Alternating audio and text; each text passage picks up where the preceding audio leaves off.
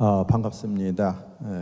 지난주에도 이렇게 우리 성도님들 만나 뵙게 되어서 너무나 반가웠는데 이번 주에 또 뵙게 돼서 또 반갑고 고맙고 감사합니다. 제가 저번에 말씀드렸듯이 1987년, 그죠? 88년 우리 강남제일교회에서 제가 성가대도 하고 그 다음에 초등학교 2학년 교사도 하고 그 다음에 대학부에 또 회장도 하고 그렇게 했던 적이 벌써 30 몇 년 됐죠. 그렇죠? 예. 지난주에 이제 끝나고 우리 장로님들 몇 분이 오셔서 내가 있을 때 그때 같이 있었던 것 같다. 이렇게 말씀해 주셔서 너무나 감사했습니다. 우리 장로님이 숙제를 하나 내줬는데 제가 숙제를 못 해왔어요. 어떻게 하죠? 제가 김다니엘 우리 전도사님한테 알려드려서 목사님한테 알려드려서 전달해 드리도록 그렇게 장로님 하도록 하겠고요. 또 하나의 질문이 들어왔는데 몇 페이지인가 한번 보도록 하겠습니다. 잠깐.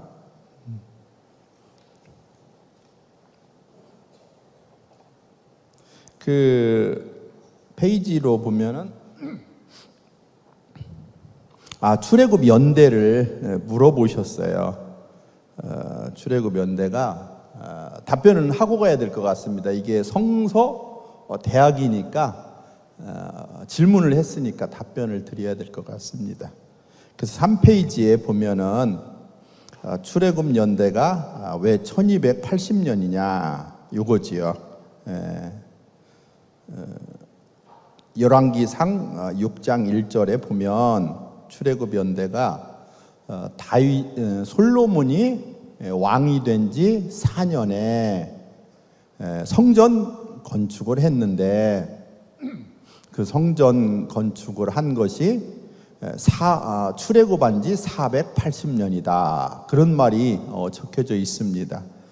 그래서 열왕기상 6장 1절을 한번 보여줄 수 있으면 너무나 고맙겠고요. 대부분 대학에서 질문을 하면 답변을 정확하게 잘 해줘야 됩니다.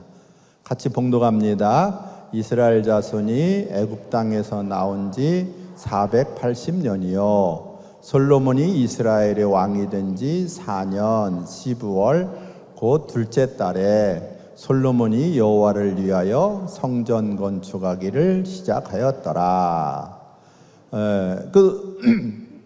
솔로몬이 왕이 된 지가 960년입니다. 대략 연도가 5개의 연도를 학자들이 갖고 있는데 저는 올브라이트 학파의 연대를 따라서 솔로몬이 960년에 왕을 했다라고 말씀을 드렸고 960년에서 480년을 더하면 출애굽한 지가 1440년에 출애굽한 거 아니냐.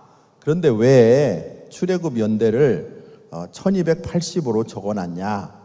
그래서 제가 이제 출애굽기 1장 11절을 보면은 출애굽기 1장 11절에 보면은 이스라엘 백성들이 비동과 람세성을 지었다는 거지요. 한번 읽어봅니다.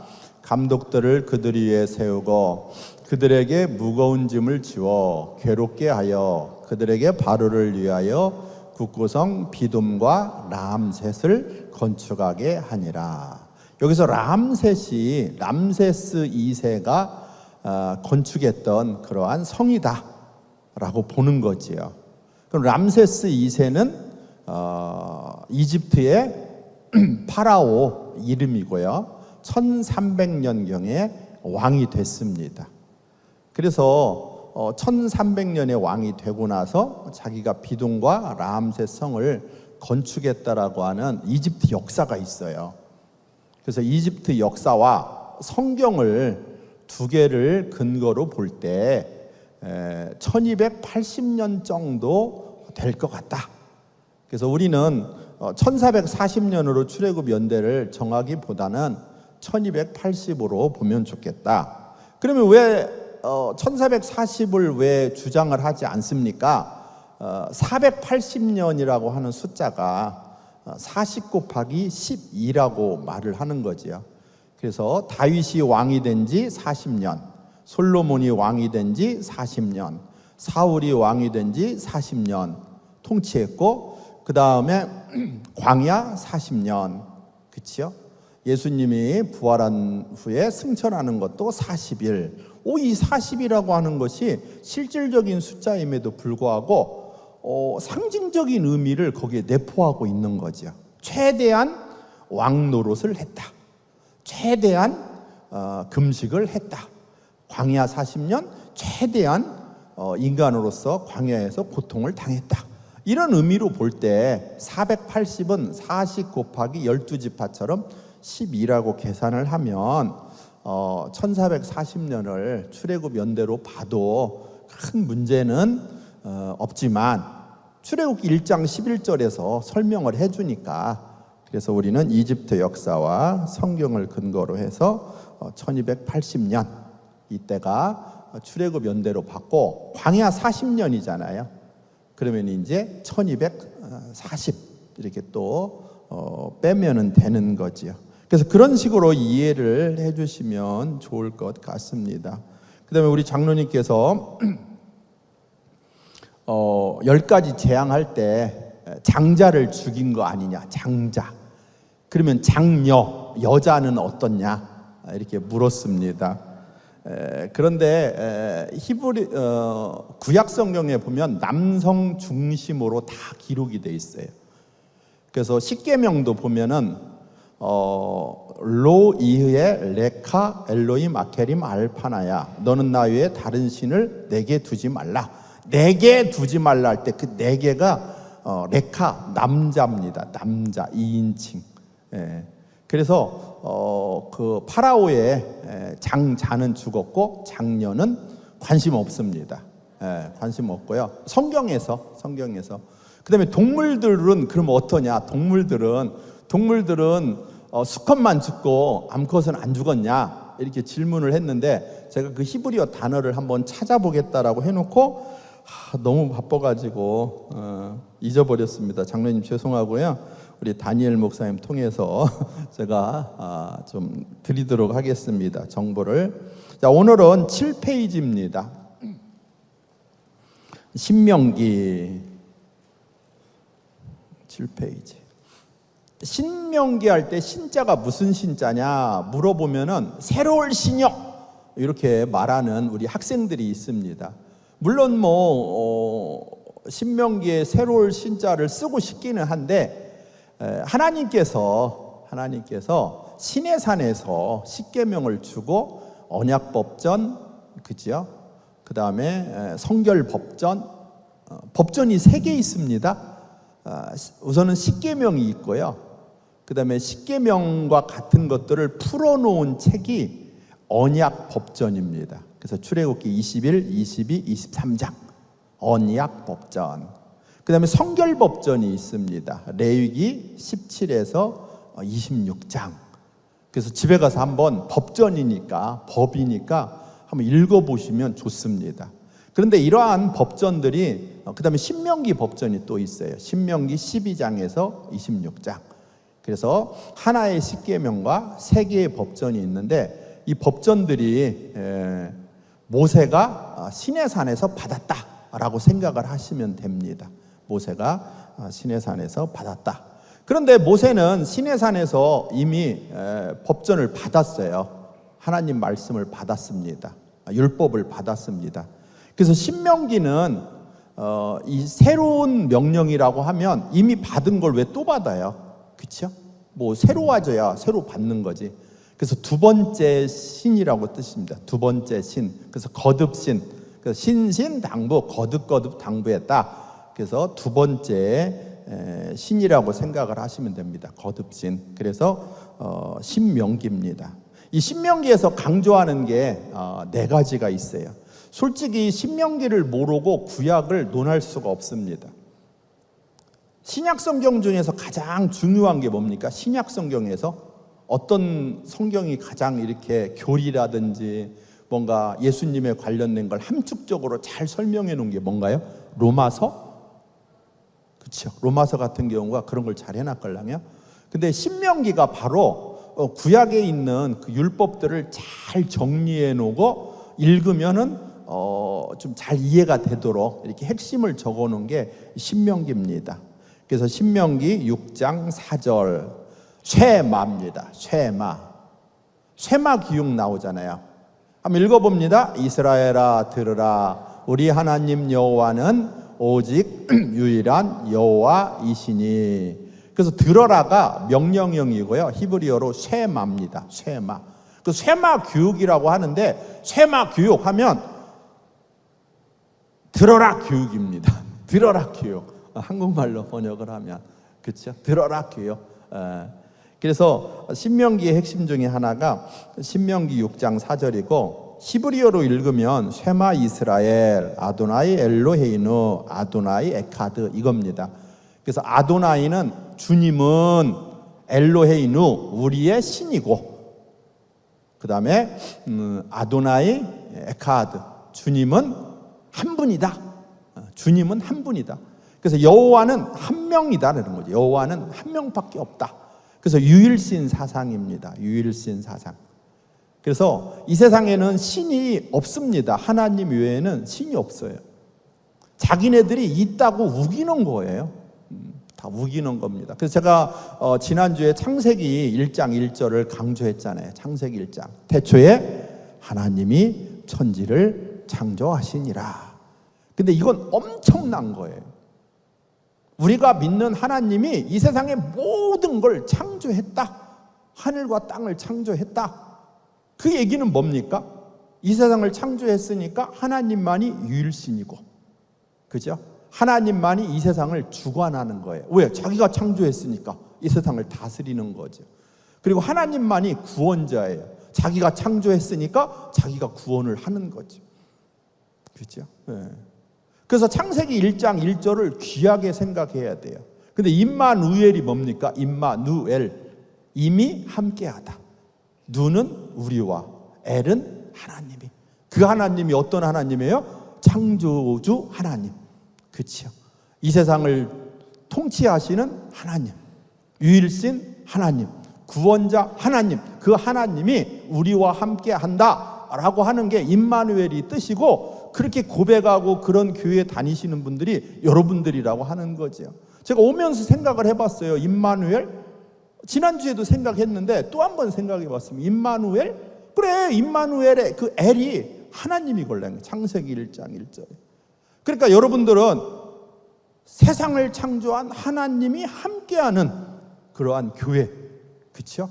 함께하는 가정, 함께하는 우리 개개 성도님들, 그런 교회에 다니고 있습니다. 그래서 쫄지도 마시고요, 걱정도 마시고요, 기도하시면 됩니다. 기도하시면 돼요. 왜? 하나님이 우리와 함께한다 라고 하는 교회에 다니잖아요. 걱정하지 마시고요. 왜? 하나님 이 세상을 창조했는데 뭐 구원을 못하겠어? 뭐 병을 못 고쳐주겠어? 그치요? 물질이 없어요? 그럼 주시겠죠. 이 세상을 창조했는데. 그래서 좀 기도 좀 열심히 하시고 걱정하지 마시고, 하나님, 제가 임마누엘 교회 다니니, 하나님이 함께하는 교회 다니니 저에게 늘 함께해 주시옵소서 하고 이렇게 기도하고 늘 승리하면서 좀 멋있는 그런 신앙생활을 했으면 좋겠다, 이렇게 말씀을 드립니다. 그래서 신명기의 핵심이 뭐냐? 신명기 6장 4절에 보니까 유일신 하나님이다. 이 세상에 신은 하나밖에 없다. 두 번째입니다. 이거 되게 중요해요. 중앙성소. 따라서 하세요. 중앙성소. 읽어보겠습니다. 오직 너희의 하나님 여호와께서 자기의 이름을 두시려고 너희 모든 지파 중에서 택하신 곳인 그 계실 곳으로 찾아 나아가서 너희의 번제와 너희의 제물과 너희의 11조와 너희의 손의 거제와 너희의 서원제와 낙헌 예물과 너희의 소와 양의 처음 난 것들을 너희는 그리로 가져다가 드리고. 제사 드릴 때는 어디로 가서 드리라고요? 하나님이 택하신 그곳. 여기 써 있잖아요.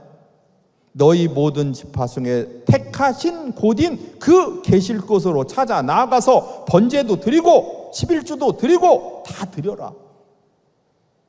그러면은 왜 하나님께서는 이렇게 한 곳에서 예배를 드리라고 했냐면, 옛날에는 이스라엘에 산당이 있었어요. 산당. 산에 있는 집입니다. 산당.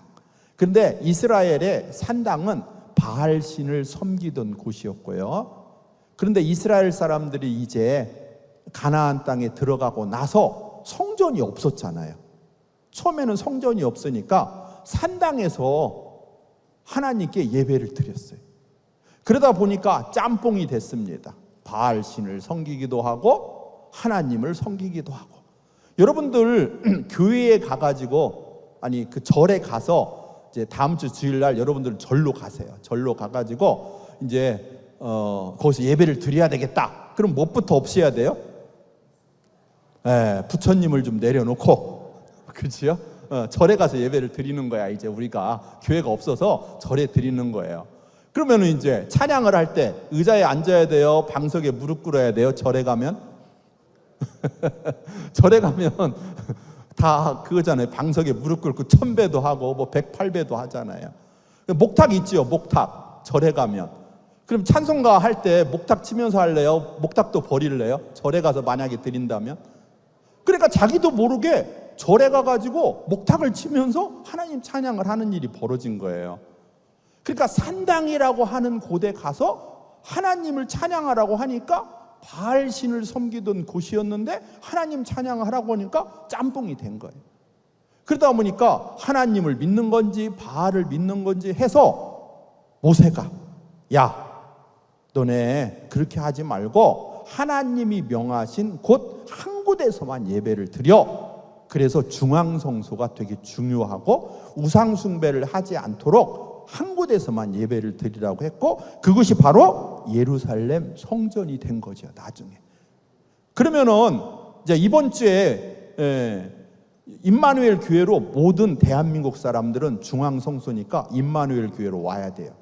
전라남도 사람도 임마누엘 교회로 와야 되고, 전라북도 사람도 중앙성소니까 임마누엘 교회로 와야 되는데, 옛날에는 뭘 제물로 드렸어요? 염소나 양이나 소. 그래서 염소 한 마리 끌고 전라남도에서 중앙성소 임마누엘, 서울 임마누엘 교회로 오는 거예요. 가능합니까? 가능해요? 안 가능하지요. 그러니까 중앙성소를 한 곳에서만 예배를 드리라고 하고 산당을 없애니까 이게 문제가 생긴 거예요. 그래서 어떤 할머니가 회개하려고 속죄제 염소 한 마리 끌고 250km, 그렇죠, 갈릴리에서 사해까지 250km인데 그 사해 근처에 예루살렘 성전이 있걸라며 250km를 끌고 오는 거야. 그게 불가능하죠. 예수님의 어머니 마리아가 왜 늦었어요? 베들레헴에 가는데 임신해가지고, 그렇죠? 한 200km를 걸어와야 되니까 늦은 거죠. 그런 식이에요. 그러니까 중앙성소를 만들어 놓으니까 이게 난리가 난 거야. 일요일만 되면은 다 임마누엘 교회까지 가야 되는데 어떻게 가? 옛날에는 버스도 없고 차도 없는데. 그래가지고서 법이 하나 또 생겼어요. 적어도 남자들은 1년에 3번은 예루살렘 성전에 와서 하나님께 제물을 드려라. 이런 법이 생기고 1년에 몇 번이요? 3번. 네. 그래서 왜 1년에 남자들은 왜 1년에 3번 오라고 했지? 이것 때문에 중앙성소가 생겨가지고. 또 한 가지 문제가 생겼습니다. 노예들이 있었을 거 아니에요. 옛날에 노예들이 있었어요. 근데 노예들 중에 7년 동안 노예를 하면 풀어줘야 되는데 나는 평생 노예를 하겠습니다. 이런 사람도 있을 거 아니에요. 노예들 중에. 그러면 평생 노예를 하겠다라고 하는 사람들은 귀를 뚫어야 돼요. 송곳으로 귀를 뚫어야 돼. 누가? 제사장이. 그런데 제사장이 귀를 뚫어야 되는데, 자, 제사장이 어디에 있어요? 예루살렘 성전에 있네. 200km 가야 돼. 귀뚫러. 야, 빨리 따라와. 귀뚫어야 돼. 200km를 끌고 가는 거예요, 노예를. 어려워지잖아요. 그러니까 법이 바뀌었어요. 야, 주인이 그냥 니네 집에서 귀뚫어. 이렇게 법이 바뀌었어요. 그래서 제가 말했던 아까 십계명 말고 언약법전, 성결법전, 신명기 법전을 읽어보면은 귀뚫는 방법이 다 달라요. 무슨 말인지 알겠죠? 그래서 성경에 나오는 법도 다 똑같지가 않아요. 시대가 바뀌면서 조금씩 이렇게 변천을 한 겁니다. 그런 것들이 이 성경 안에 다 기록이 돼 있어요. 그래서 중앙성소는 되게 중요합니다. 왜? 우상숭배 할까봐 하나님이 막은 거예요. 아무 데서나 예배 드리지 마라. 그 여러분들 이제 코로나 때문에 집에서 예배 드렸죠? 집에서 예배 드리고 그냥 놀러 가서 그냥 대충 예배 드리고, 그치요? 차 안에서도 예배 드리고, 비대면 예배도 드리고 대면 예배도 드리고, 원래 그러면 안 돼요. 예배는 어떻게 예배를, 죄송해요, 젊은 친구들은 또 이해를 못하려나 모르는데 구약에 의하면 절대 그럴 수 없는 거죠. 법이 바뀌었으니까 그냥 집에서 비대면으로 하지? 그러는 게 어디 있어요? 하나님께 예배 드리는데 나오셔서, 그렇죠? 나와서 주의 성전 안에서 하나님을 만나기 위해서 깨끗이 씻고 그렇게 하고 정결하게 하고 그렇게 나와서 예배를 드려야 됩니다. 저는 가장 기분 나쁜 게 뭐죠? 커피를 들고 예배 드리러 들어가. 커피 먹다가 야야 빨리 예배 드려야 돼요. 무슨 주의 성전 안에 커피를 가지고 옵니까? 큰일 날 일이지. 그래서 하나님이 다 보고 계세요. 그 너무 보수적인 거 아닙니까? 아닙니다. 성경에 써 있어요. 다. 성소와 지성소에는 아무도 못 들어갑니다. 거룩하지 못한 것들은 절대 들어갈 수가 없어요. 그래서 우리가 레위기에서 배웠잖아요. 레위기의 첫 번째가 뭐예요? 제사법. 제사.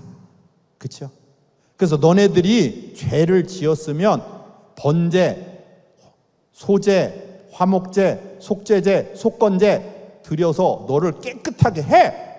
그리고 하나님께 가야 돼 라고 레위기 1장에서 10장까지 그 기록해 놓은 거예요. 두 번째, 아무 음식이나 먹으면 안 돼. 지느러미가 있어야 하고 비닐이 있어야 돼. 색임질을 하고 굽이 있어야 돼. 다 규정을 해놨어요. 아무 음식이나 먹으면 정결하지 못해. 어떻게 정결하지 못한 사람이 하나님께 갈 수 있어? 안 돼. 그래서 그게 정결법입니다. 그래서 레위기 11장에서 16장까지 해놨어요. 그 다음에 17장에서 26장은 성결법전인데 하나님 사랑과 이웃 사랑입니다. 이웃도 사랑하지 못하는 사람이 어떻게 하나님을 사랑한다고요? 이게 구약에 적혀 있어요. 신약에도 있지만. 이웃과의 관계가 다 깨졌는데 내가 기독교인이라고? 그리스도인이라고?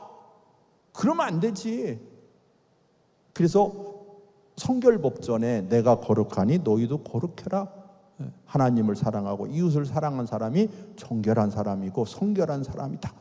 그런 사람이 하나님께 나아갈 수 있다. 이게 레위기의 법입니다. 그 정도로 다 규정을 해놓은 거예요. 피부병 걸린 사람이 어떻게 하나님 앞에 가? 피부병 거룩하지 못한데 피부병 낫고 가야 돼. 이런 것들을 다 적어놓은 거예요. 오늘날로 똑같지요. 오늘날 주의 성전에 나올 때 아무렇게나 나오면 안 된다. 그래서 레위기 한번 다 읽어보시고 다음 주부터는 교회 나갈 때 그렇게 하고 나가시기 바랍니다. 그게 하나님의 법이에요. 성경이 그렇게 얘기하니까 우리는 그대로 실천하는 거죠. 자, 세 번째로는 가나안 진멸입니다. 7페이지 신명기 7장 2절에서 4절 시작. 내 하나님 여호와께서 그들을 내게 넘겨 내게 치게 하시리니 그때 너는 그들을 진멸할 것이라.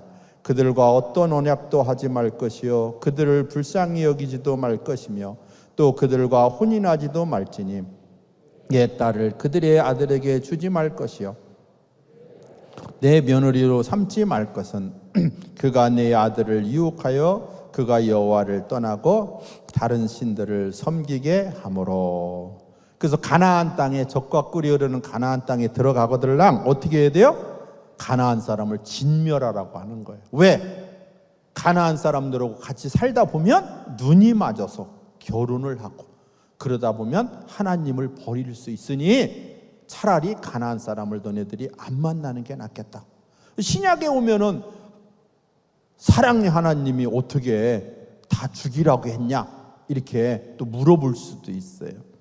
근데 이것은 하나님께 나아가기 위해서 너네들이 어떻게 해야 된가를 모세가 적과 꿀이 흐르는 가나안 땅에 들어가기 전에 최대한 노력을 해야 된다.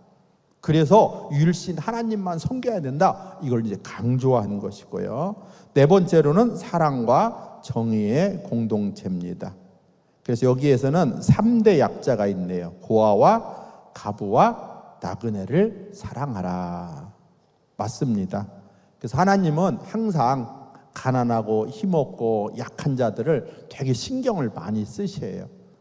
그래서 우리 임마누엘 교회는 그런 일을 좀 많이 한다고 제가 우리 목사님한테, 담임 목사님한테 방금 전에 들었습니다. 그래서 우리 성도님들이 개인이 남을 도와주기는 쉽지 않아요. 그잖아요. 개인이 도와주는 게 얼마나 어렵습니까? 야, 내가 놀러와, 내가 너 몇만 원 도와줄게. 이거 어떻게 이렇게 말을 합니까? 교회에 헌금을 하고 그 헌금을 통해서 주변에 가난하고 불쌍하고 어려운 사람들을 도와주는 일을 교회가 한다면 그게 하나님께서 되게 좋아하는 노릇이고, 그 다음에 신명기에 그런 걸 강조를 하고 있는 거죠. 자, 그 다음에 여호수아입니다. 여호수아의 핵심은 하나님께서 땅과 자손을 준다겠걸랑요. 땅과 자손을. 근데 이제 땅을 줬습니다. 자, 이스라엘이 큽니까? 대한민국이 큽니까? 모르지요. 대한민국이 크고요. 그러면 이스라엘이 큽니까? 강원도가 큽니까? 이스라엘이 강원도보다 조금 크대요. 그래서 홈페이지 들어가서 한번 확인을 해봤습니다. 조금 큽니다. 그 정도로 이스라엘은 작은 나라예요. 작은 나라입니다. 그런데 거기에 하나님께서 그 작은 나라에서도 땅을 주시겠다고 아브라함에게 약속을 했고, 그 약속을 이삭에게도 했고 야곱에게도 했는데 여호수아 때 그 땅 정복을 하고 땅 분배가 이루어졌다라고 기록을 해주고 있습니다. 한번 읽어봅니다. 여호수아 10장 42절. 이스라엘의 하나님 여호와께서 이스라엘을 위하여 싸우셨으므로 여호수아가 이 모든 왕들과 그들의 땅을, 그치요, 여호와가 도와주면 단번에 빼앗는 거고 여호와가 도와주지 않으면 단번에 못 뺏는 거죠.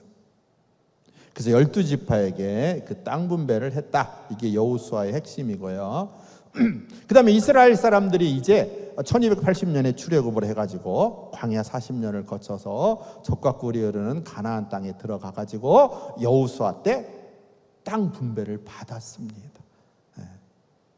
땅 분배를 받고 나서 이제 이스라엘 사람들은 어디에 살아요? 유목민이 아니라 적과 꿀이 흐르는 가나안 땅에 살게 됐습니다. 근데 가나안 땅에 살게 되면서 문제가 생겼습니다. 그 문제가 뭐냐? 가나안 땅에 살면은 농사를 지어야 돼요. 농사. 왜 그러냐면 이스라엘 사람들은 원래 유목민이었어요. 농사를 안 지었습니다. 그런데 농사를 지으려고 적과 꿀이 흐르는 가나안 땅에 들어가니까 4개의 평야가 있어요. 따라서 하세요. 악고 평야, 악고 평야, 그 다음에 샤론 평야, 그 다음에 블레셋 평야, 이스르엘 평야, 4개의 평야가 있는 거예요. 그러면 유목민들이 농사도 짓고 가축도 기르고 얼마나 좋습니까? 그래서 이스라엘 사람들이 적과 꿀이 흐르는 가나안 땅에 정착을 했는데 이스라엘은 비가 안 와요. 비가 안 옵니다. 그래서 이스라엘의 남쪽에서 북쪽까지의 경계가 브엘세바, 따라서 해서 브엘세바, 그리고 북쪽 경계는 단, 그 성경을 읽다 보시면 브엘세바에서 단까지, 단에서 브엘세바까지 하나님께서 은혜를 주셨더라 이렇게 나와요. 그럼 남쪽이 최남단이 브엘세바인데 1년에 비가 200mm밖에 안 와요. 사해 근처에 있습니다. 사해. 그렇죠? 그리고 예루살렘도 1년에 한 600mm 정도밖에 비가 안 와요. 남쪽은. 그래서 이스라엘의 남쪽은 완전히 비가 없으면 살 수가 없는 곳이 이스라엘입니다. 북쪽으로 올라갈수록 비가 많이 오고요. 그 다음에 이스라엘은 언제 비가 오는지 아세요? 11월, 12월, 1월, 2월 겨울에 비가 옵니다. 그래서 우리가 단비를 내리시듯 성령의 단비를 부어, 이 단비는 언제 오는 걸까요? 몇 월 달에 와야 단비일 것 같아요? 3월, 4월. 왜? 4월, 5월, 6월, 7월, 8월, 9월, 10월 비가 안 오니까, 비가 많이 3, 4월에 오면 이게 단비인 거지. 그래서 이스라엘 사람들은 항상 이 물 때문에 걱정입니다. 물. 그래서 이스라엘 사람들은 농사 지으려고 했더니 물도 없고 이슬을 180일 동안 이슬이 내린대요. 그래서 이슬을 갖고 농사 짓는 사람들이 이스라엘 사람들이었대요, 과거에. 그래서 이 사람들은 비의 신을 되게 강조를 합니다. 비의 신. 그 비의 신이 바로 바알 신이에요. 바알 신. 폭풍의 신 바알. 그래서 이스라엘 사람들은 끊임없이 여호와 하나님과 바알 신을 같이 섬기는 거예요.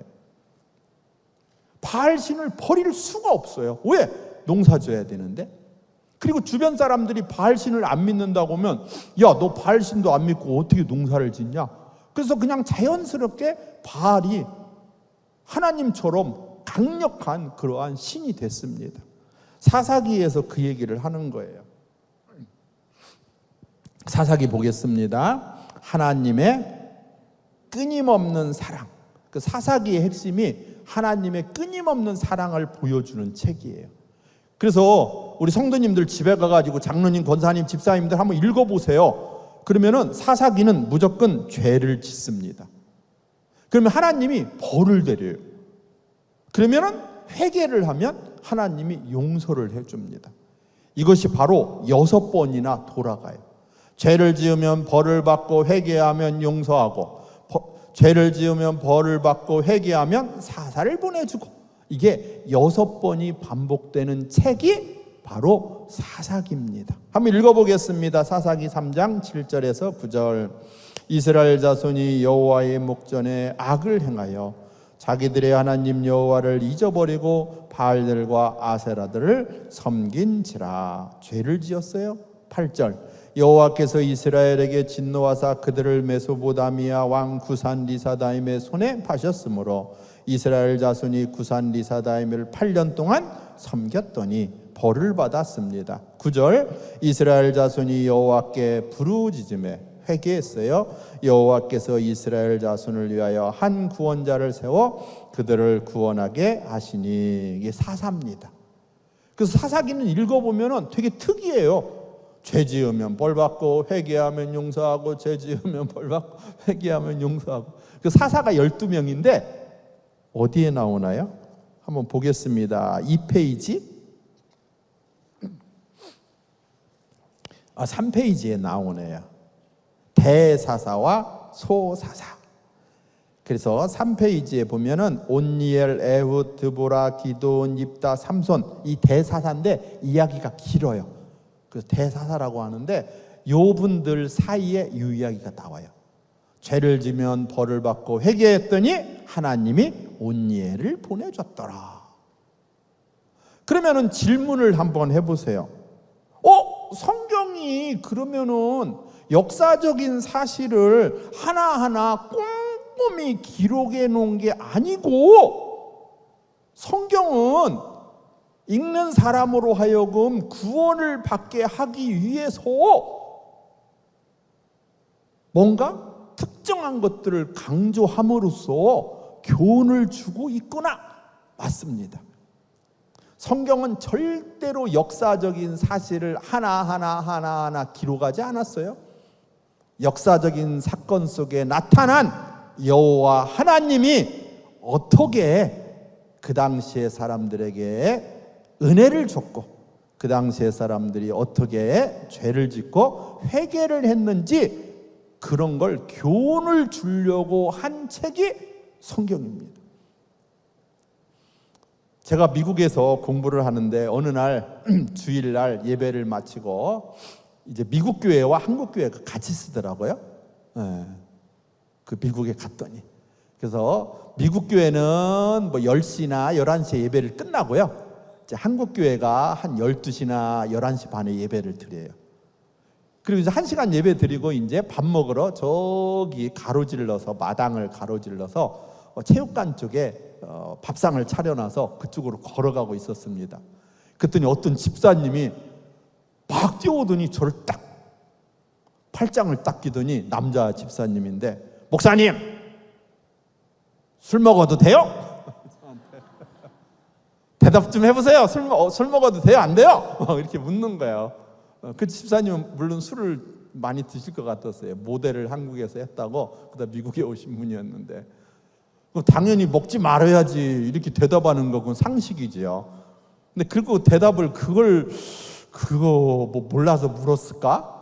그래서 제가 소주는 먹지 마세요. 성경에 써 있으니까 그랬어요. 그랬더니 소주가 성경에 써 있어요? 그러면 소주가 성경에 써 있죠. 한 번도 못 봤는데요. 성경 한번 읽어보세요. 소주를 먹지 마라 뭐 이렇게 써 있어. 근데 성경이 1998년에 업그레이드가 됐어요. 그래서 하나님께서 이르시되라고 1998년부터 그렇게 말을 하고요. 1998년 이전에 1961년에 나온 성경은 예수님께서 가라사대 이렇게 써 있고요. 누가복음 1장 40 몇 절인가 1장 10 몇 절에 보면 소주를 먹지 마라 이렇게 써 있어요. 근데 요즘에는 바뀌었어요. 소주가 몇 도예요? 김준혁 목사님? 그치요. 소주가 약한가요 요즘에는? 옛날에는 소주가 제가 알기로는 되게 독했던 것 같은데 그래서 요즘에는 그 본문을 딱 바꿔치기 했어요. 독주로. 그렇죠. 독주를 마시지 마라. 근데 옛날에는 소주가 있었더라고. 제가 이 번역도 참 그 시대에 맞게끔 했구나. 그런 생각을 좀 해봤습니다. 그래서 여하간에 성경이라고 하는 것이 모든 거에 대해서 다 답을 해주지 않아요. 목사님 술을 마셔도 되나요? 당연히 먹지 말아야지. 어디 써 있나요? 이렇게 묻는 거죠. 그 성경은 답을 주는 게 아니에요. 모든 역사적인 사건을 하나하나 기록해 놓은 건 아니에요. 그렇죠? 그 안에서 뭔가 어떻게 사는 것이 하나님께 영광을 돌리는 삶이고 어떻게 사는 게 잘못된 건지를 보여주는 게 바로 성경이기 때문에 이 사사기는 죄 지으면 벌 받고 회개하면 구원하고 죄 지으면 벌 받고를 6번이나 반복하는 걸 알 수가 있습니다. 그 다음에 사사기 끝날 때 보면은 읽어보겠습니다. 사사기 18장 1절 그때 이스라엘 왕이 없었고 19장 1절 이스라엘의 왕이 없을 그때에 사사기 21장 25절 그때 이스라엘의 왕이 없으므로 사람이 각기 자기의 소견에 옳은 대로 행하였더라. 그래서 누가 필요하다? 왕이 필요하다. 왕이 필요해. 왕이 없으니까 이상해 라고 하는 것이 사사기 마지막에 나오고 사사기가 끝나면 룻기를 건너서 사무엘 상하에서 왕이 등장을 하게 됩니다. 그래서 룻기는 왜 쓰여졌냐? 다윗을 강조하기 위해서. 따라서 하세요. 구약의 핵심 중에 하나는 다윗이다. 물론 하나님이죠. 하나님인데 하나님이 가장 사랑한 그 왕 중에 하나가 다윗이에요. 그래서 성경을 읽어보면 다윗 이야기가 너무너무 많이 나오고요. 이스라엘의 42명 왕 중에 최고의 왕은 다윗이다 하고 다윗 얘기가 나오는데 이 룻기가 다윗이 어떻게 태어나게 됐는지 그걸 설명하는 책이다. 넘겨주십시오. 10페이지. 노래를 지난주에 했는데 한 번 더 하겠습니다. 10페이지. 사울 다윗 솔로몬 922 르호보암 아비야 마사 여호사밧 여호람 아하시야 아달랴 요아스 아마샤 우시야 요담 아하스 히스기야 므낫세 아몬 요시야 요하스 요야김 여야긴 시드기야 586 여로보암 나답 하사엘 나시므리 오므리 하바시야 여호람 예후 요아하스 요아스 여로보암이 세스가랴 살름 문하엠 부가이야 배가 호세아 722 남한국 20 북한국 19 전체 42명이라. 이게 그거잖아요, 그렇죠? 장세기 출애굽기 레위기 민수기 신명기 여호수아 이거 가지고 42명 왕을 만들어 가지고 제가 16년 전에 만들어서 우리 전도사님들 42명 왕을 외워라 그랬더니 못 외우더라고요. 그래서 그러면 노래로 외우자 그렇게 해서 이제 노래를 만들었고, 기숙사에 있는 우리 전도사님들이 학기말이 되면 이 노래를 다 부르고 다녀요, 협성은. 그리고 자기네 교회 가서 이걸 또 알려줘요. 그래가지고 어떤 우리 전도사님이 유튜브를 하나 보내줬어요. 한번 보세요. 그래서 뭔가 했더니 어느 지역에서 성경 퀴즈데이를 1등한 4학년 꼬마가 1등을 했어요. 성경 퀴즈데이 그 지방에서. 근데 이 친구가 나가가지고서 자기가 노래를 하나 해야 되겠다고 노래를 했대요. 그게 바로 이 노래예요. 근데 초등학교 4학년이 이걸 다 완벽하게 외워가지고 이렇게 하고서 이렇게 하면서 노래를 하는데, 이야, 대단했습니다. 그래서 이 42명의 왕을 제가 이렇게 말하면 웃어요. 뭐 그런 걸 외워야 되나? 외우면은요, 진짜 성경이 다 이해가 돼요. 전두환 대통령, 그때 이런 일이 있었지. 박정희 대통령, 그때 이런 일이 있었어. 노무현 대통령 다 생각나잖아요. 그런 것처럼 이 왕을 외워놓으면은 사무엘상하, 열왕기상하, 역대상하가 다 이해가 되고요.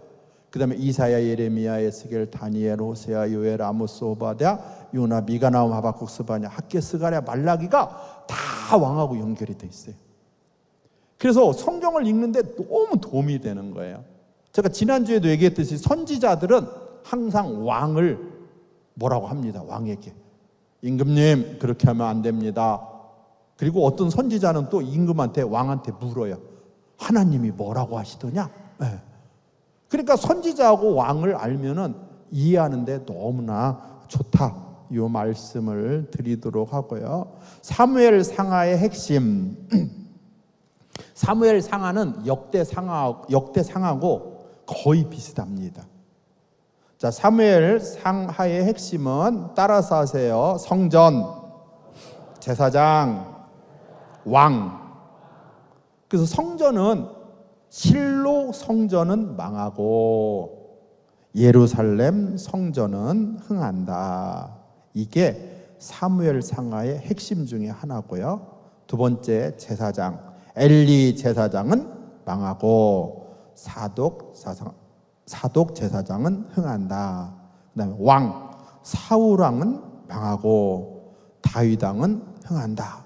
이게 사무엘 상하를 읽으면 이 세 개의 주제를 반복하고 있어요. 그래서 우리 성도님들이 이제 집에 가가지고 사무엘 상을 딱 꺼내면 언약궤 얘기를 합니다. 실로 성전에 있던 언약궤를 빼앗겨갖고 그 언약궤가 어디로 갔냐? 결국은 다윗이 지은 그런 왕궁으로 갔다가 솔로몬이 지은 성전으로 갔다, 이겁니다.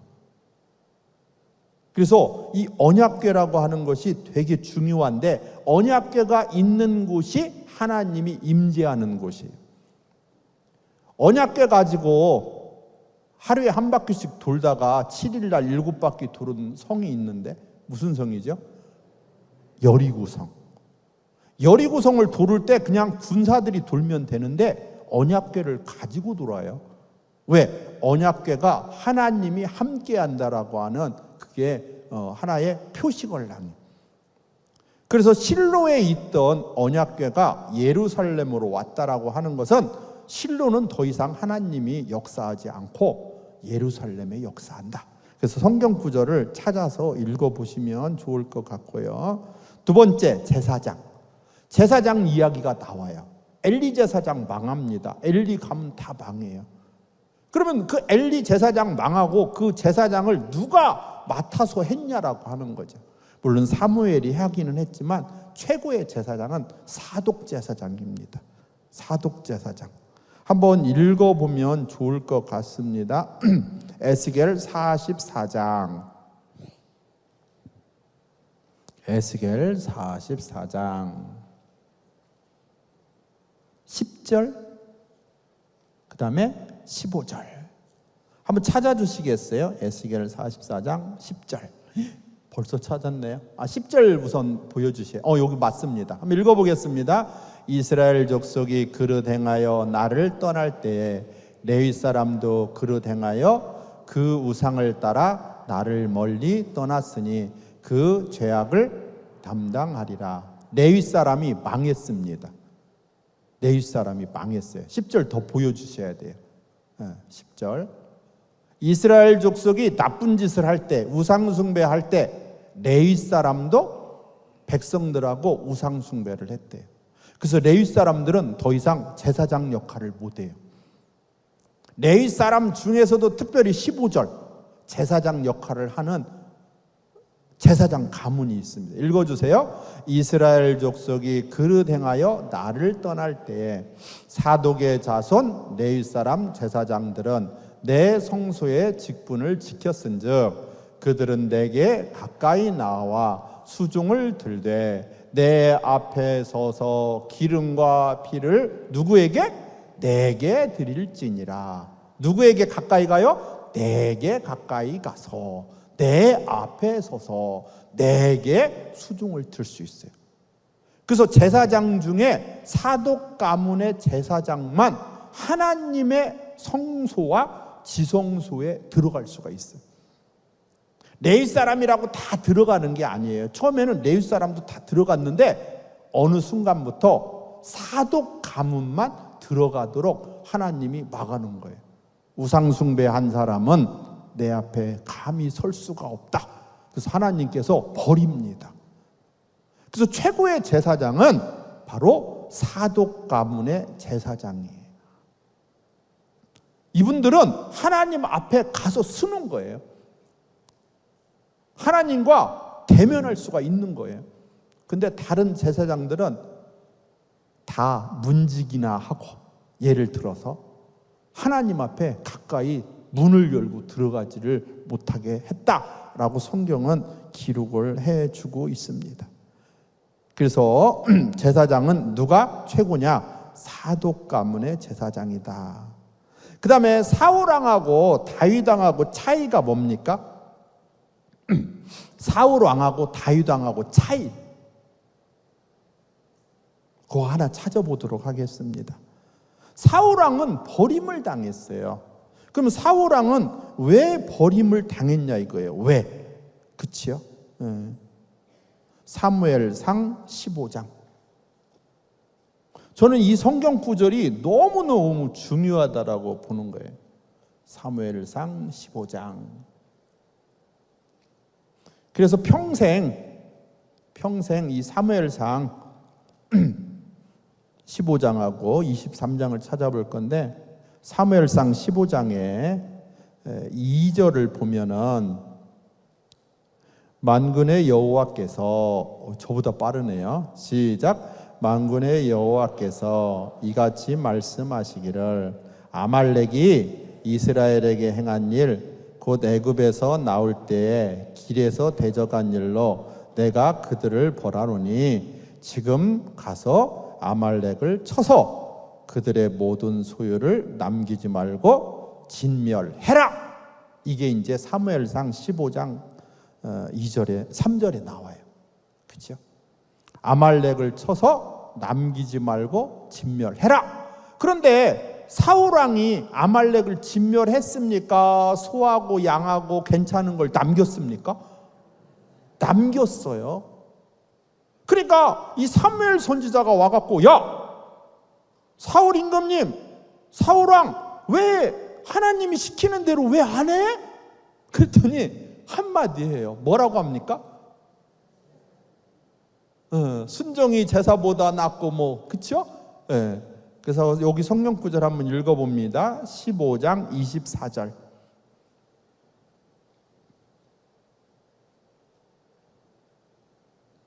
시작. 사울이 사무엘에게 이르되 내가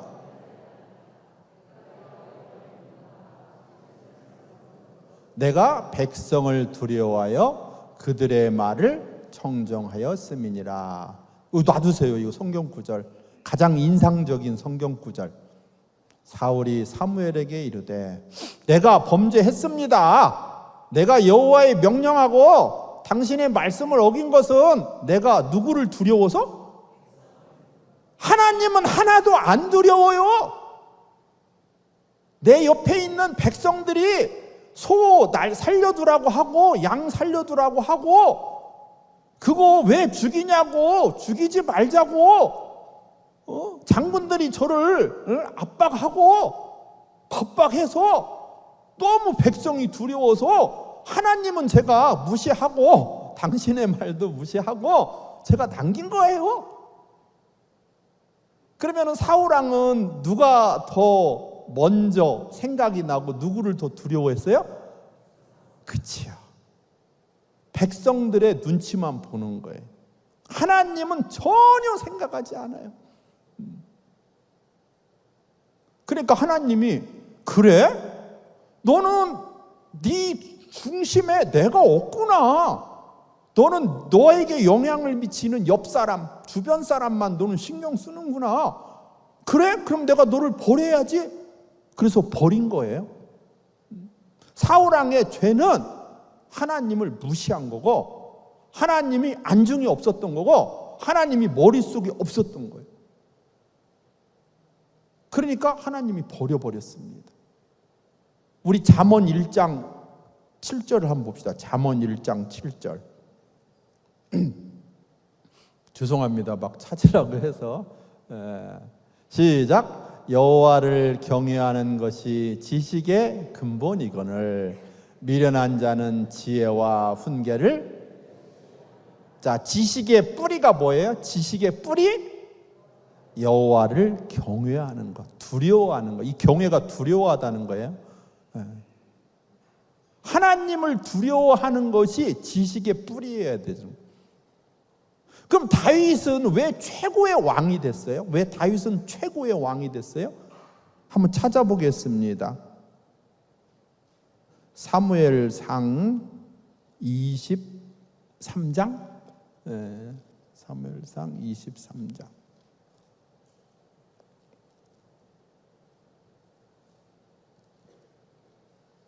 사무엘상 23장 1절부터 5절까지 읽어보면은 42명의 왕 중에 이 사울이 최고의 왕이 된 이유가 나옵니다. 1절부터 한번 봅니다. 사람들이 다윗에게 전하여 이르되 보소서 블레셋 사람이 그일라를 쳐서 그 타작마당을 탈취하더이다 하니. 잠깐만요. 1절. 사울이 다윗을 죽이려고 했어요. 다윗은 만만이요 사울은 천천이라. 그러니까 화가 나가지고 3,000명의 군사를 이끌고 다윗을 쫓아다닙니다. 그래서 다윗이 이 그일라 주변에 숨어 있는 거예요. 그런데 어떤 사람이 말하는 거예요. 다윗에게 전하여 이르되 블레셋 사람이 저 옆 동네에 그일라를 쳐서 지금 타작마당을 탈취합니다. 어떻게 해야 돼요? 2절 시작. 이에 다윗이 여호와께 묻자와 이르되 내가 가서 이 블레셋 사람을 치리이까? 여호와께서 다윗에게 이르시되 가서 블레셋 사람을 치고 그일라를 구원하라. 기도했어요? 안 했어요? 기도하고 하나님한테 물었더니 하나님이 가래. 그런데 다윗은 이때 400명을 데리고 함께 도망 다녔어요. 그때 이 400명이 이제 하는 얘기입니다. 3절 시작. 다윗의 사람들이 그에게 이르되 보소서 우리가 유다에 있기도 두렵거든 하물며 그일라에 가서 블레셋 사람들의 군대를 치는 일이니까 한지라. 그래서 사람들이 반대하는 거예요. 장군님, 지금 사울이 3,000명을 데리고 우리를 죽이려고 하는데 우리 400명밖에 안 되는데 무슨 가서 그일라를 도와요. 지금 몇 년째 지금 도망 다니고 있는데. 그러니까 다윗이 뭐라고 말합니까? 4절 시작. 다윗이 여호와께 다시 묻자온대 여호와께서 대답하여 이르시되 일어나 그일라로 내려가라. 내가 블레셋 사람들을 내 손에 넘기리라 하신지라. 자, 누가 이겼어요? 다윗이 이겼어요? 백성들이 이겼어요? 다윗은 기다리셔. 이제 기도 한 번 더 하고 올게. 또 가서 다시 묻자와 기도했는데 또 가라는 거야. 그 마지막 절 시작. 다윗과 그의 사람들이 그일라로 가서 블레셋 사람들과 싸워 그들을 크게 쳐서 죽이고 그들의 가축을 끌어오니라. 다윗이 이와 같이 그일라 주민을 구원하니라. 저는 이 정도 돼야 될 것 같아요. 누가 주변에서 반대하는 거야. 안 됩니다. 지금 우리 도망 다니고 우리도 어렵습니다. 우리 힘들어요. 무슨 도와줘요. 그런데도 이 다윗 왕은 백성들한테 다 이겨먹고 하나님한테 기도하고 하나님 말씀대로 내가 할 테니까 나를 따라오시라고. 사울 왕은 어땠어요? 다 죽이라고 했습니다. 하나님이 그랬더니 살려야지 왜 죽여? 그렇죠? 그런데 넘어갔잖아요. 사울과 다윗의 차이가 저는 이거라고 보는 거예요. 우리 여기에 장로님들도 계시고 권사님들도 계시고 집사님들, 성도님들, 엄마 아빠들 다 계신데 이게 하나님의 뜻이면 밀고 가는 거지. 왜? 그게 하나님이 원하시는 거라면 그거 하는 거예요. 남편이 하지 말라고 하니까, 교회에서 하지 말라고 하니까, 사장님이 하지 말라고 하니까, 회사에서 누가 하지 말라니까. 그러니까 그냥 하나님 믿는 사람들이 그냥 계속 쪼그라들고 아유 그냥 주의를 내가 온전히 지킬 수나 있을까. 그러다 보면은 하나님이 버리시죠. 항상 중심에 뭐가 있어야 돼요? 하나님이 있어야 돼요. 제가 미국에서 기타를 치고 노래를 하는 권사님이 계셨어요. 김 권사님인데 그 권사님 아들 중에 샘하고 함이 있었어요. 샘하고 함. 근데 이 샘은 고3이고 함은 고1이에요. 근데 미국의 고3들은, 고등학생들은 몇 시에 끝나냐면 3시에 끝나요. 애들이 오후 3시만 되면 다 집으로 가. 그러면은 미국에 사는 한국 엄마 아빠들 뭐 합니까? 맞벌이 하지. 애들은 방치해 놓지요. 그러니까 고등학생들이 돌아다니면서 나쁜 짓만 하고 돌아다니는 거예요. 공부를 할 수도 있지만 노는 게 더 좋은데 엄마 아빠는 없고. 그러니까 얘네들이 마약을 하고 이상한 짓 하고 이상한 거 보고 나쁜 짓을 하고 돌아다니니까 이 동생이 형이 계속 나쁜 짓만 하는데 같이 따라다닐 수가 없으니까 어느 날 와갖고 교회에 와서 어떤 선생님한테 이렇게 고백하는 걸 제가 봤어요. 저는 형하고 안 놀을래요. 왜? 형이 나쁜 짓만 하고 다니는데 하나님이 보고 계신 걸 있나 봐요. 이렇게 얘기하는 거예요. 하나님이 보고 있는 걸 까먹는 것 같다는 거야. 근데 자기는 하나님이 자기를 보고 있다라고 생각을 하니까 도저히 나쁜 짓을 할 수가 없다라고 하는 거예요. 제가 그래서 놀랐어요. 이야, 어렸을 때부터 하나님이 너를 보고 계시고 너와 함께하고 하나님이 너를 지켜준다. 이것을 심어놓고 교육시키고 주일학교 때부터 이걸 교육을 시키니까 이 고등학교 1학년 애가 하나님이 자기를 보고 있다라고 이걸 고백을 하고 자기는 형하고 못 놀겠다고. 제가 그 소리를 듣고서 교육이 얼마나 중요하냐. 그래서 손자 손녀들 있잖아요. 그렇죠? 자녀들도 있고 듣든지 안 듣든지 하나님이 너를 보고 있어. 하나님이 너를 함께해. 하나님이 너를 지켜줘. 하나님한테 기도해. 그렇게 해서 신앙교육을 잘 시켜놓으면 다른 데로 가려다가도 다 생각이 나고, 그죠? 하나님이 역사하고 도와주셔서 바른 길로 가고. 뭐 좋은 대학을 가면 더 좋겠죠. 좋은 대학 못 가도 상관없습니다. 하나님이 다 책임져 준다면 그 친구는 최고로 멋있는 친구가 될 거라고 저는 봐요. 다윗 왕은 바로 그걸 한 거예요. 누가 뭐라고 해도 나는 하나님이 시킨 대로 할 거야. 근데 사울 왕은 하나님은 안 보이고 백성들만 보이는 거죠. 옆에 있던 장군들만 보이는 거죠. 그래서 하나님께서 사울 왕을 버리고 다윗 왕을 최고의 왕으로 삼아줬다라고 하는 것이 이 42명 왕 중에 그 최고의 다윗 왕 이야기입니다. 13페이지.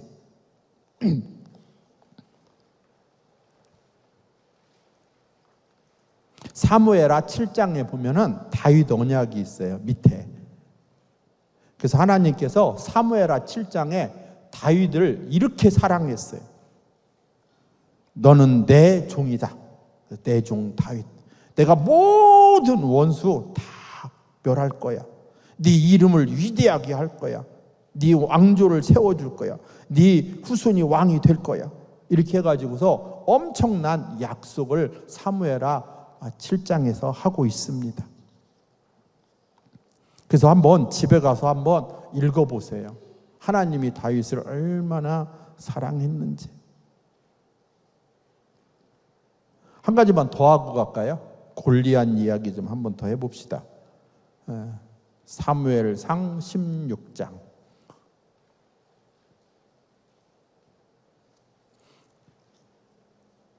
사무엘상 16장하고 17장에 보면은 하나님이 사울을 버리고 다윗을 왕으로 세우려고 사무엘한테 가서 기름을 가지고 베이트 레켐, 베들레헴이 베이트가 집이고 레켐이 빵이에요. 빵집.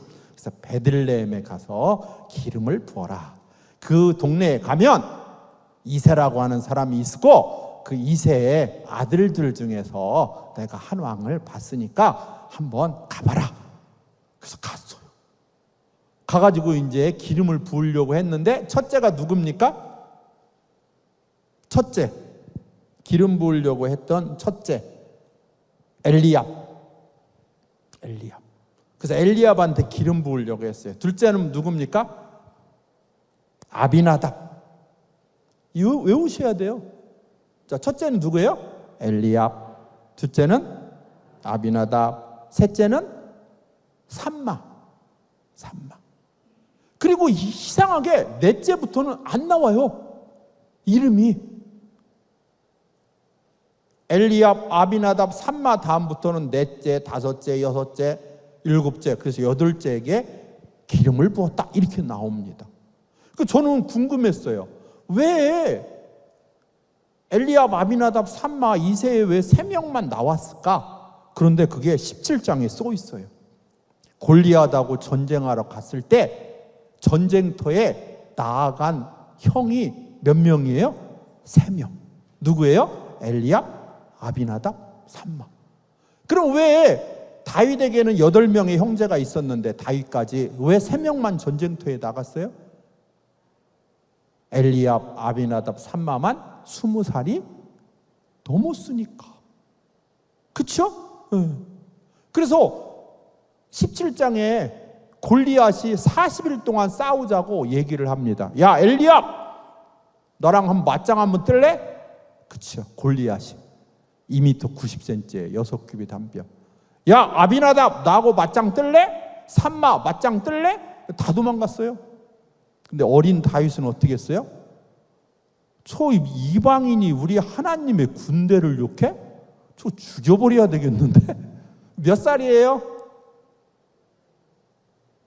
다윗은 몇 살이에요? 엘리압, 아비나답, 삼마가 20살이니까 8번째고, 셋째 형이 20살이야. 그럼 넷째 형은, 다섯째 형은, 여섯째 형은, 일곱째 형은 몇 살이에요? 아기를 몇 년에 한 번씩 낳아요? 1년에 하나씩 낳기는 쉽지 않을 것 같아요. 그쵸? 예. 그러면 20살이야, 셋째 형이. 그럼 넷째 형은 18, 다섯째 형은 16, 그 다음에 그럼 몇 살이에요? 12살? 그래서 12살이라고 하는 거예요. 초등학생이 무슨 힘이 있다고 지가 나가서 싸워요. 근데 하나님이 그걸 본 거예요. 엘리압, 아비나답, 삼마는 골리앗하고 싸울 때 보니까 하나님을 욕을 하든 안 하든 도망간 거예요. 근데 어린 다윗은 저게 우리 하나님의 군대를 욕하고 하나님을 모욕하네? 당한 거죠. 그래서 하나님이 감동을 받은 거예요. 감동을 받았어요. 그래서 엘리압, 아비나답, 삼마한테 왜 기름을 안 부었을까? 당연히 안 붓지요. 골리앗하고 싸울 때 하나님 욕해도 신경 안 써. 여러분들 지나가다가 안 믿는 사람이 하나님 욕하면 여러분들 화가 납니까? 네. 화가 났다. 그 사람은 진짜 하나님을 사랑하는 거고, 왜? 내가 사랑하는 아버지를 욕한 거니까. 그분은 분명히 복을 받을 거예요. 근데 하나님을 욕해도 가만히 있다. 그럼 엘리압, 아비나답, 삼마하고 뭐가 다릅니까? 그러면 김내용 목사님은 저도 쉽지 않아요. 그잖아요. 2m 90cm가 와서 욕을 해봐요. 3m 다 되는데 3m짜리 거인이 와서 니네 하나님은 바보다 이렇게 하면 맞짱 뜨겠어요? 못 뜨지? 근데 다윗은 떴다라고 하는 거지. 그래서 42명 왕 중에 최고의 왕이었다. 그런데 이 다윗의 아들, 이 바보 같은 녀석이 있어요. 누구죠? 다윗의 아들이? 솔로몬이 지혜의 왕인데 바보야. 처음에는 지혜의 왕이었어요, 솔로몬이. 근데 나중에는 진짜 바보가 됐고요. 그래도 하나님이 이 솔로몬을 사랑하기는 했어요. 한번 찾아보겠습니다. 열왕기상 11장. 써있네요. 여기 14페이지에.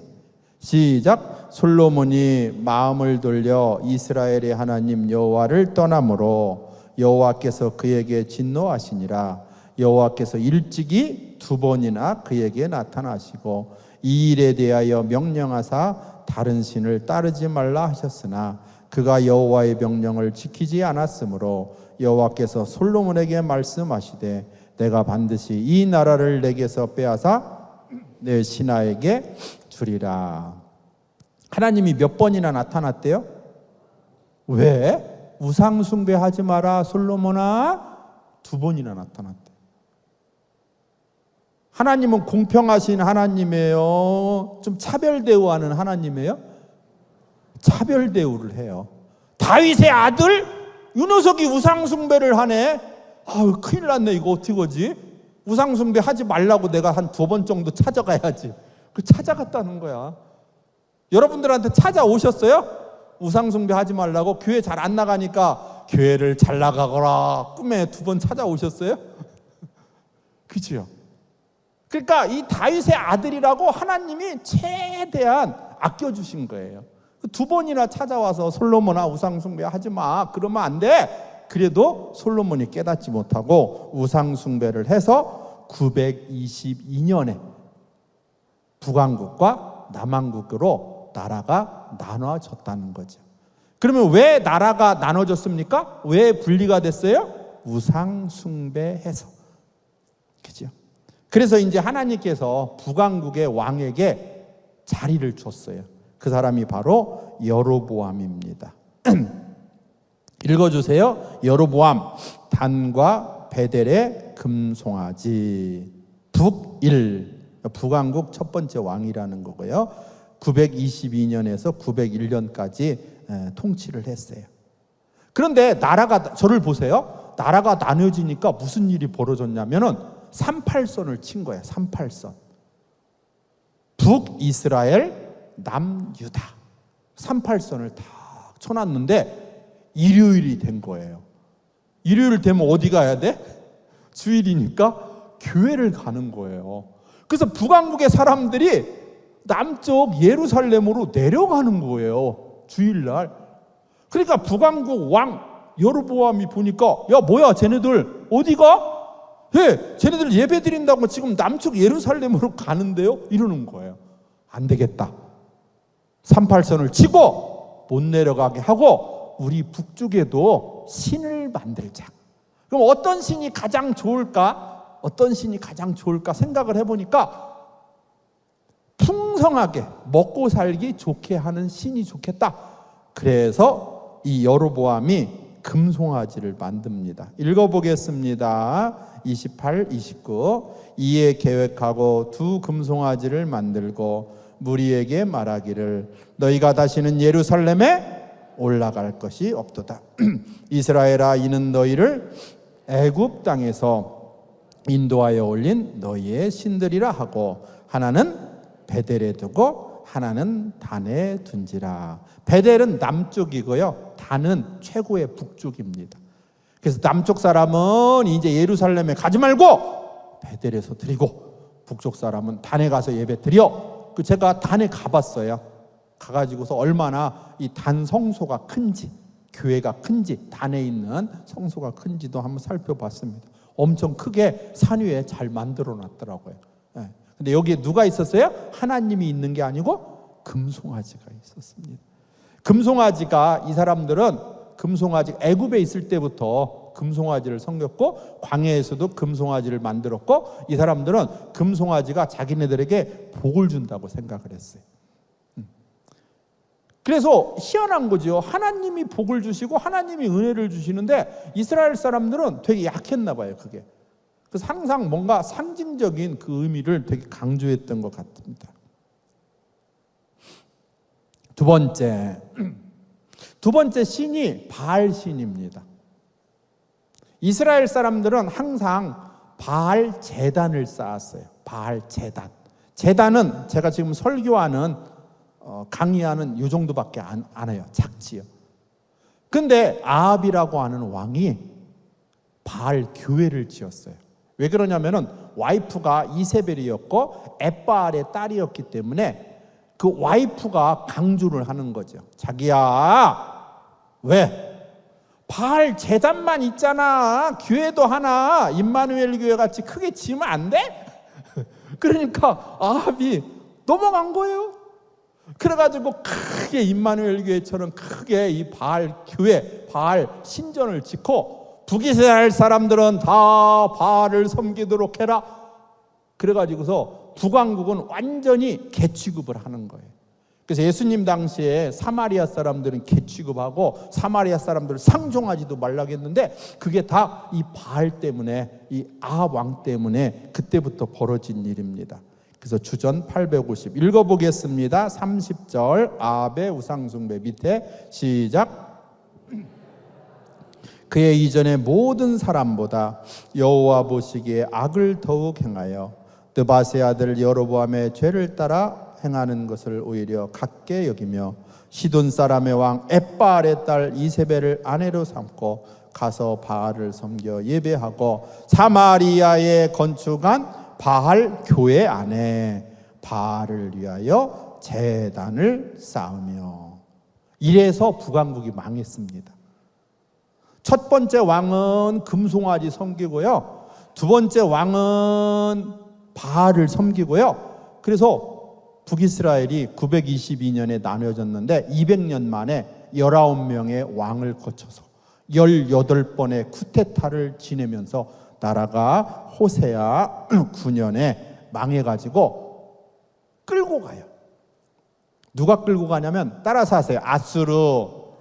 이라크의 북쪽에 있던 나라였는데 이 아수르는 피 섞는 정책을 펴요.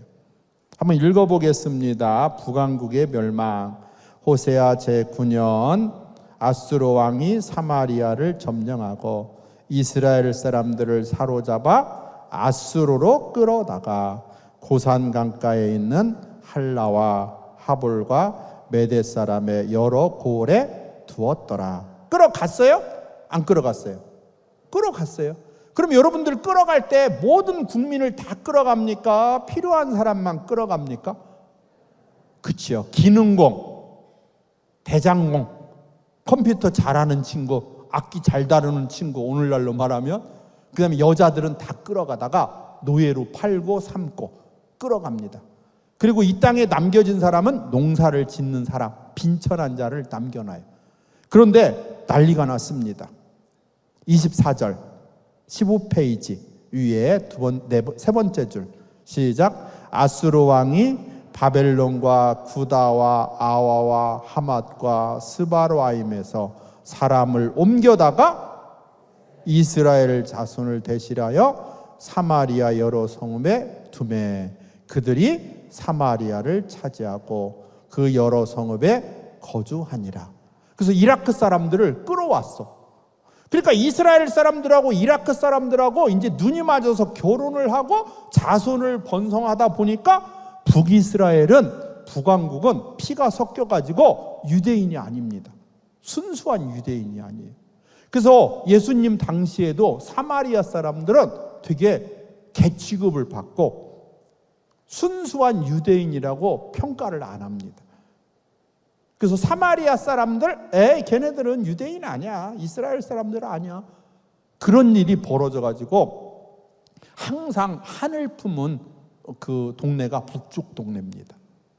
예수님 당시에도 갈릴리에서 유다로 내려올 때 이 중부지방을 통과하지 않았대요. 요단강 건너서 왔다라고 이렇게 얘기를 합니다. 그래서 사마리아 사람들은 상당히 인정을 받지 못했다. 그 다음에 남왕국은 가장 나쁜 왕이 므낫세입니다. 므낫세. 읽어보겠습니다. 므낫세 우상숭배 3절.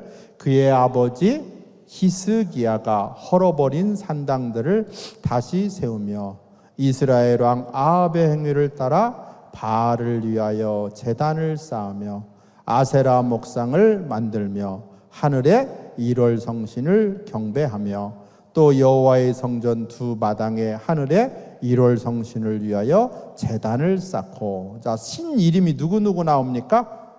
바알신, 아세라신, 하늘의 1월 성신. 그래서 바알은 850년에 강조된 신이고요, 하늘의 1월 성신은 730년에 강조된 신이에요. 자, 세 가지의 신. 자, 금송아지는 언제? 920년. 그죠? 여로보암이 금송아지를 만들었으니까. 그 다음에 바알은 바알 교회를 만들었으니까 주전 850년. 그 다음에 하늘의 1월 성신은 주전 730년. 그래서 저기 동방 박사들이 별을 보고 왔다고 하는데 그 동네에서 온 신이에요. 그래서 해와 달과 별신, 이런 신들 때문에 이스라엘이 멸망을 했습니다. 그래서 16페이지 몇 번의 포로로 끌려갑니까? 1차 포로 보이십니까? 에스라, 니에미야 보이지요? 4번 바벨론 포로로 끌려감. 1차 포로는 언제? 606년 정도에 다니엘 1, 2장에 써 있고요. 2차 포로는 598년경에 예레미야 52장에 써 있고요. 3차 포로는 587년 예레미야 52장에 써 있고요. 4차 포로는 582년. 그래서 4번에 걸쳐서 우상 숭배를 해가지고 포로로 끌려갔습니다. 몇 번 돌아옵니까? 4번 돌아온대요. 그래서 에스라 1장, 2장, 그렇죠? 그 다음에 뒤에 넘겨주시면은 3차 기환 에스라 7장, 니에미야 2장. 그래서 에스라, 니에미야 때 돌아오게 됐다. 여기까지 제가 이제 말씀을 드렸습니다.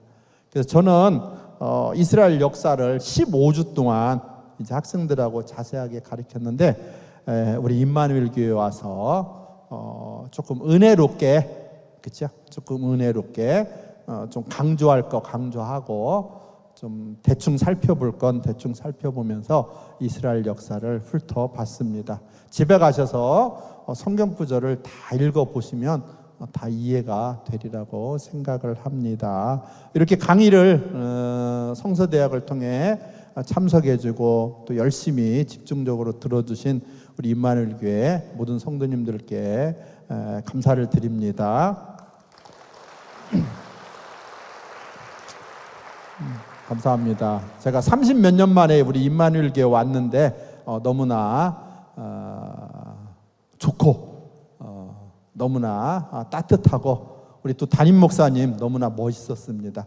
앞으로 담임 목사님 많이 도와주셔서 오늘은 강남, 내일은 한국, 모레는 세계로 뻗어나가는 그런 우리 임마누엘 교회 되었으면 좋겠습니다. 잠깐 기도하겠습니다. 하나님 감사합니다. 이렇게 귀중한, 하나님이 크게 쓰는 우리 김정국 목사님 사역하는 우리 임마누엘 교회에 와서 또 우리 장로님들, 권사님들, 집사님들, 우리 성도님들, 청년들 만나서 함께 성경 공부할 수 있게 해주시니 감사를 드립니다. 우리 임마누엘 교회 모든 목사님과 또 우리 성도님들 위해 하나님께서 늘 임마누엘 해주셔서 늘 행복하고 즐겁고 기분 좋고 자신 있고 열정 있게 신앙생활 해나가는 모든 성도님들 되게 하여 주시옵소서. 감사하며 예수님의 이름으로 기도했습니다. 아멘.